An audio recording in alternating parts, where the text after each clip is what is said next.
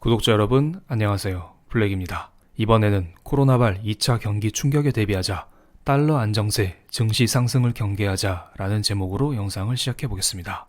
제가 실은 마이크를 바꿨어요. 어떤가요? 소리가 어떤지 댓글로 남겨주세요. 이 점을 참고해서 예전 마이크를 쓸지 지금 현재 마이크를 쓸지 아니면 소리를 미세 튜닝할지 결정해 보겠습니다.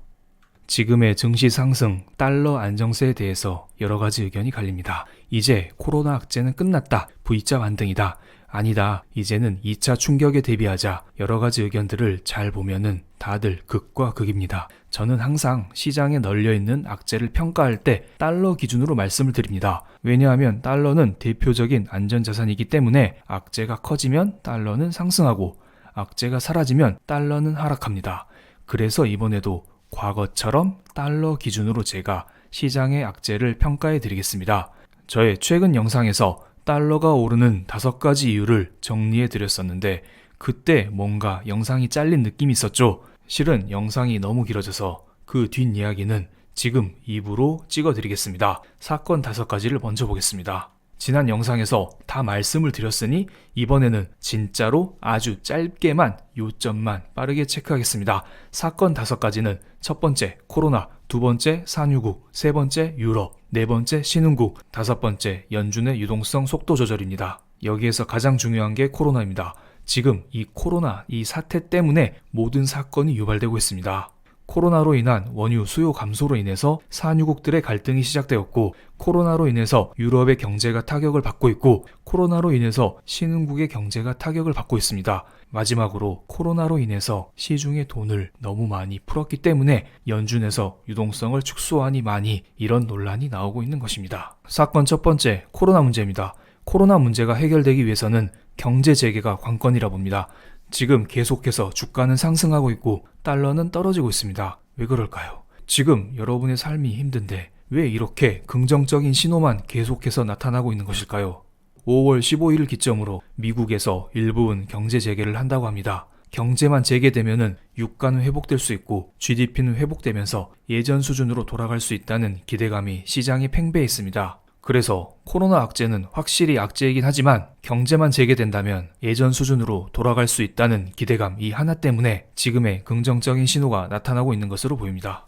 두 번째 악재는 유가 하락입니다. 유가 하락은 일반적으로 달러 상승을 불러왔지만 지금 연준에서 무제한 양적 완화를 하고 있기 때문에 유가 하락은 더 이상 시장의 악재로 작용하고 있지 않습니다. 물론 유가 하락이 심해지면 시장의 악재는 될 수 있다고 봅니다. 세 번째, 유럽 경제 위기를 체크할 때에는 우리는 항상 이탈리아 10년 만기 채권 금리를 체크해야 됩니다. 그런데 이탈리아는 기축통화국이기 때문에 언제든지 유럽의 도움을 받을 수 있습니다. 그 영향으로 인해서 이탈리아 채권 금리는 안정을 찾아가고 있습니다. 네 번째 악재는 큽니다. 네 번째, 신흥국의 악재를 평가하기 위해서는 신흥국의 환율을 체크해야 됩니다. 환율이 상승하고 있다는 것은 신흥국의 화폐 가치가 떨어지고 있다는 말입니다. 화폐 가치가 떨어지고 있다는 말은 신흥국 입장에서 신흥국의 경제가 좋지 않다는 것을 의미합니다. 그렇기 때문에 신흥국 경제 상태를 체크하기 위해서는 우리는 달러 대비 신흥국의 환율을 체크할 필요가 있습니다. 사건 5번째, 연준의 유동성 속도 조절입니다. 연준은 4월 1일만 해도 하루에 750억 달러 돈을 시중에 풀었었는데 4월 27일을 기점으로 시중에 돈을 100억 달러 정도 푼다고 합니다. 7분의 1 수준입니다. 시장에서는 제2의 긴축 발작을 걱정하고 있는 상태입니다. 제가 지금까지 사건 5개를 아주 짧게 정리를 드렸었는데요. 이것들은 다 문제입니다. 그런데 지금까지 설명드렸듯이 시장에서 문제를 삼고 있는 악재도 있고 시장에서 문제를 삼고 있지 않는 악재도 많습니다. 다 이유가 있겠죠. 여기에서 하나씩 저의 개인적인 생각을 담아보겠습니다. 첫 번째, 코로나 악재입니다. 코로나 악재는 매우 크다고 봅니다. 앞서 설명드렸듯이 코로나 악재 이 하나로 사건 2, 사건 3, 사건 4, 사건 5 이 나머지 악재가 유발되었기 때문입니다. 그래서 우리는 코로나 악재가 해결됐는지 진정됐는지 이것을 꾸준히 체크할 필요가 있습니다. 그러기 위해서는 지금 미국에서 발생하고 있는 코로나 신규 확진자 수가 꾸준히 감소하는 것을 꼭 체크할 필요가 있습니다. 그리고 지금 5월 15일부터 미국에서 경제 활동을 재개한다고 합니다. 이게 키포인트라 봅니다. 여기에 2가지 시나리오가 있습니다. 첫 번째, 5월 15일부터 경제 활동을 재개한다고 했는데 경제 활동을 재개하지 못하는 겁니다. 그럼 시장에서는 미국에서 코로나 문제가 생각보다 심각하구나 이거 그냥 넘길 수 없겠구나, 이런 인식을 가지면서 달러 강세, 주가 하락을 충분히 불러올 수 있을 거라 봅니다. 그리고 5월 15일부터 경제 활동을 재개했는데 이때를 기점으로 코로나 확진자 수가 미친 듯이 증가할 수 있습니다. 그럼 시장에서는 아직 코로나가 끝나지 않았구나, 조심해야겠다, 이러면서 주가 하락과 달러 상승이 역시 나올 수 있다고 봅니다. 그렇기 때문에 코로나 문제는 하이, 안녕할 때 하이가 아니라 높다라는 하이입니다. 악재의 수준을 높게 평가하겠습니다. 두 번째 악재는 유가 하락으로 인한 산유국들의 갈등입니다. 이 문제는 제가 로우로 평가하겠습니다. 여러분, 로우킥 이런 거 아시죠? 낮게 킥을 찬다는 거죠. 악재의 정도가 낮다는 것입니다. 이 문제도 앞서 설명드렸듯이 지금 연준에서 무제한으로 돈을 풀고 있기 때문에 유가 하락이 더 이상 시장의 악재로 인식되지 않게 하고 있습니다. 그런데 여러분, 이미 며칠 전에 마이너스 유가를 한번 보셨죠? 혹시나 마이너스 유가가 한 번 더 나와도 시장에서는 큰 악재로 인식하지 않을 가능성이 있습니다. 그런데 말입니다. 이것도 정도껏입니다. 만약 유가가 계속해서 하락한다면 시장에서는 이를 디플레이션의 신호로 인식할 가능성이 있습니다. 일본식 경기 침체죠. 그렇기 때문에 유가 하락 리스크는 크게 신경 쓰지 않아도 되지만 이게 지속된다면 우리는 경계할 필요는 있어 보입니다. 세 번째, 유럽의 경제 위기입니다. 지금 이탈리아, 스페인을 비롯한 남유럽 국가들의 경제 위기가 심각한 상태입니다. 하지만 유럽은 기축통화국입니다. 유럽이 힘들면 언제든지 유럽 자체적으로 돈을 찍어내어서 이탈리아, 스페인을 도울 수 있는 상태입니다. 지금 일본에서 무제한 채권 매입을 발표했습니다. 유럽도 이러한 무제한 채권 매입 충분히 발표할 가능성이 있습니다. 일본도 했는데 유럽도 못할 이유가 없겠죠. 물론 무제한 채권 매입이 호재만은 아닙니다. 무제한으로 채권을 매입한다는 것은 그만큼 경제 상태가 안 좋기 때문이죠. 하지만 무제한 채권 매입은 지금의 위기를 당장 모면할 수 있기 때문에 시장에서는 이를 일시적인 호재로 인식할 가능성이 큽니다. 어쨌든 유럽의 경제 위기, 이 수준은 로우로 평가하겠습니다. 로우. 다음은 신흥국 문제입니다. 신흥국 문제는 매우 큽니다. 신흥국은 기축통화국이 아니기 때문에 미국, 유럽, 일본처럼 돈을 무제한으로 찍어내면서 신흥국 스스로를 보살필 수 없습니다. 그렇기 때문에 아메리카, 연준과 통화 수합을 하면서 달러를 공급받거나 IMF로부터 달러를 공급받을 필요가 있습니다. 그런데 이건 역시 한 단계 건너받는 거죠. 미국, 유럽과 다릅니다. 미국은 바로바로 돈을 찍어서 달러를 공급받고 유럽은 바로바로 유로를 찍어서 유로화를 공급받습니다. 그런데 신흥국은 좀 다릅니다. 통화 수합이라는 것도 자국 화폐를 제공해주고 그 자국 화폐를 담보로 미국 연준에서 돈을 찍어서 그 달러를 제공받는 것입니다. 즉, 한 단계 건너서 제공을 받는 것이죠. 그리고 연준이나 IMF에서 달러를 계속해서 제공해 줄지 아니면 해당 신흥국에서 필요한 만큼 달러를 계속해서 제공해 줄지 이건 역시 문제입니다.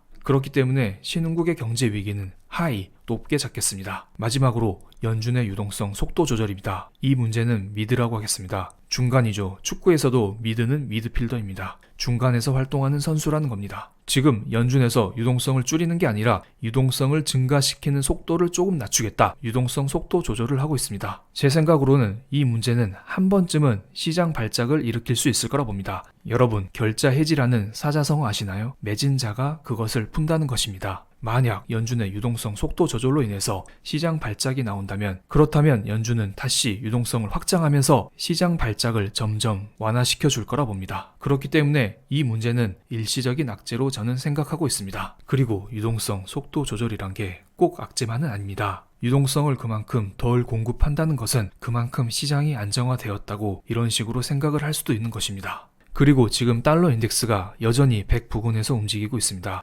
꽤 높은 수치입니다. 이걸 가지고 많은 사람들이 여전히 두려워하고 있는데요. 저는 지금의 달러 인덱스, 이 100 부근의 달러 인덱스를 크게 두려워하고 있지 않습니다. 그 이유를 간단히 살펴보겠습니다.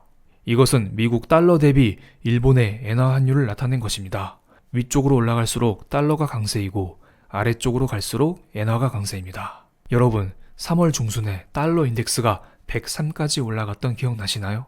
그때 달러는 최고였습니다. 세계 최강의 안전자산으로 알려진 엔화보다 달러는 그때 당시 극강의 모습을 보여줬습니다. 일본 엔화는 안전자산으로 알려져 있기 때문에 달러 대비 일본 엔화가 강세를 보이면 이것은 시장에서 큰 문제가 되지 않습니다. 하지만 과거 3월 중순처럼 엔화 대비 달러가 강세를 보이게 되면은 시장에서 큰 문제가 됩니다. 지금 상태를 보세요. 지금 달러가 강세인가요? 엔화가 강세인가요? 지금 계속해서 일본 엔화가 꾸준히 강세를 보이고 있습니다. 그렇기 때문에 저는 지금 달러 강세가 보이고 있긴 하지만 달러보다 엔화가 더 강세이기 때문에 지금의 달러 강세는 큰 문제가 되지 않을 거라 봅니다. 지금을 너무 많이 말씀드렸네요. 제가 래퍼도 아니고 지금 이제 지금을 조금만 써보겠습니다. 지금부터는 또 지금을 썼네요. 죄송합니다. 이제부터는 향후 시장 전망을 담은 두 가지 레포트를 소개해드리겠습니다. 첫 번째는 4월 27일 교보증권에서 나온 레포트입니다. 지금 현재 세계 증시는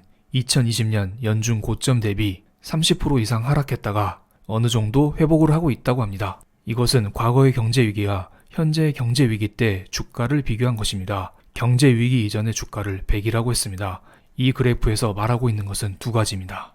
과거 경제 위기 때 어떻게든 시간이 흐르겠지만 과거 주가 고점을 회복했다는 것입니다. 그리고 두 번째는 과거의 주가 고점을 V자 형태로 한 방에 회복하지 못했고 추가적인 조정을 거친 후에야 과거 고점을 회복했다는 것입니다. 그래서 이 보고서에서는 지금 주가가 한 차례 하락했다가 지금 반등이 나온 이 파동을 First Wave, 첫 번째 파동이라 설명을 했고 앞으로 추가적으로 조정이 나왔다가 다시 회복할 이러한 파동을 Second Wave, 두 번째 파동이라고 표현을 했습니다. 이 보고서는 어떻게든 조정은 온다는 것이네요. 그래서 향후 발생할 조정 Second Wave를 경기 저점을 찾는 과정이라 표현을 했습니다. 하지만 세컨드 웨이브는 펀더멘탈 모멘텀의 반영 과정으로서 전개 속도는 느리지만 강도는 제한적이라고 했습니다. 즉, 이 보고서에서는 2차 충격이 오긴 오겠지만 2차 충격은 매우 느린 속도로 나오고 그 낙폭은 매우 제한적이라고 말하고 있는 것입니다. 그리고 2차 반등 이후에 경기 저점을 통과하면서 확장 국면 진입을 시도한다고 합니다.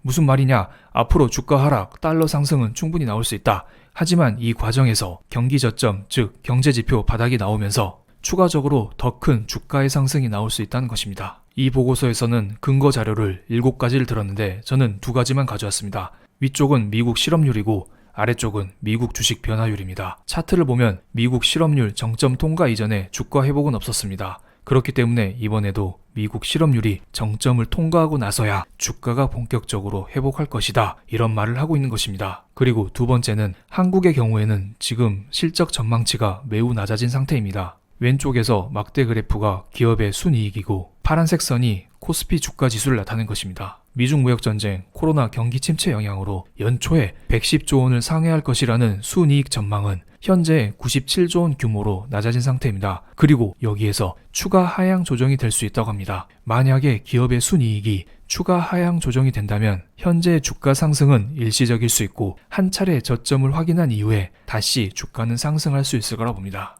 그럼 여기에서 어디까지 기업의 순이익이 하향 조정될 수 있냐 이런 말은 나오지 않습니다. 실제로 이건 모르는 게 맞습니다. 하지만 이 보고서에서는 극단적인 침체 위험은 크지 않을 전망이라고 말하고 있습니다. 극단적이며 폐쇄적인 영업 환경을 감안하더라도 하반기 이후 경제활동 정상 국면의 진입은 실적 개선 속도를 빠르게 유도할 수 있고 지난 10년 평균 수준을 유지할 수 있다고 발표했습니다. 이것은 모두 하반기 때 코로나가 진정된다는 가정하에 설명드린 것입니다. 어쨌든 코로나만 잡히게 된다면 한국의 기업 활동은 지난 10년 평균 수준을 유지할 수 있다고 합니다. 이번에는 다른 보고서를 보겠습니다. 제가 즐겨보는 이그전입니다. 저도 불그전 이런 거 하나 만들어내겠습니다. 블랙에 그림으로 보는 전략 이런 거 한번 만들고 싶네요. 여기에서 나온 차트를 하나 보겠습니다. 노란색은 미국의 주간 실업수당 청구 건수이고 파란색은 코스피 외국인 누적 순매수입니다. 지금까지 역사적으로 봤을 때 미국의 실업수당 청구 건수와 코스피 외국인 누적 순매수는 거의 비슷하게 움직였습니다. 지금 여러분 아시다시피 미국의 실업수당 청구 건수가 피크를 찍고 조금씩 감소하고 있는 추세입니다. 그래서 이그전에서는 이렇게 말하고 있는 것입니다. 지금 고용이 안정되고 있는 추세이기 때문에 외국인은 결국 돌아올 것이다 라고요. 마지막으로 이런 식으로 이 보고서는 끝냈습니다. 이 보고서의 요점은 하나입니다. 지금의 랠리는 모든 리스크가 사라졌다고 생각해서 나타난 현상이 아닙니다. 제 생각도 이와 비슷합니다. 그래서 지금 여러분은 어떤 식으로 대응을 해야 될까요? 너무 시장을 비관적으로 볼 필요는 없다고 봅니다.